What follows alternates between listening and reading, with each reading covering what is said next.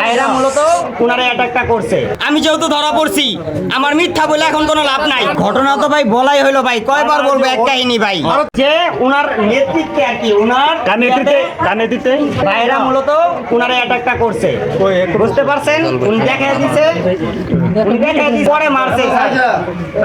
আমার গাজীপুর স্পটে বারবার প্রশাসনকে ডিস্টার্ব করতে বিদায়, এই জন্য আমাদেরকে কিছু টাকা পয়সা দিয়ে মারতে বলে, কিন্তু আমরা মারতে না যাতে আমাদের ভয় দেখায়।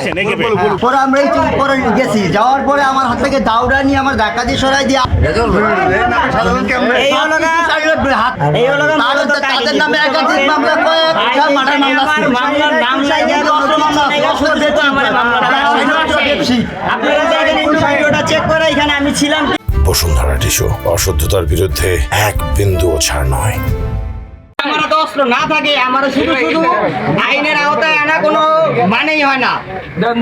আমি এখানে ছিলাম না মার্ডারের সময়। তুহিন ভাই যখন মার্ডার হয় তখন আমি ছিলাম না ওইখানে।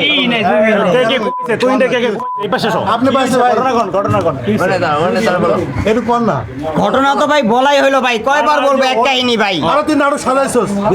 কে নাটক সাজাবে? কেন নাটক সাজাতে যাবো? আমরা তো ধরাই পড়ছি, এখন নাটক কেন সাজাবো? সত্যি তো বলতাছি আপনাদের সামনে, সত্যিটা বললেও বলেন মিথ্যা। আপনারা আপনাদের সাথে কথা বলা ইয়া মিথ্যা, সত্যি কথা বললেও আপনারা কোন মিথ্যা। এখন আমি মিথ্যা কথা কই আমার লাভ কি?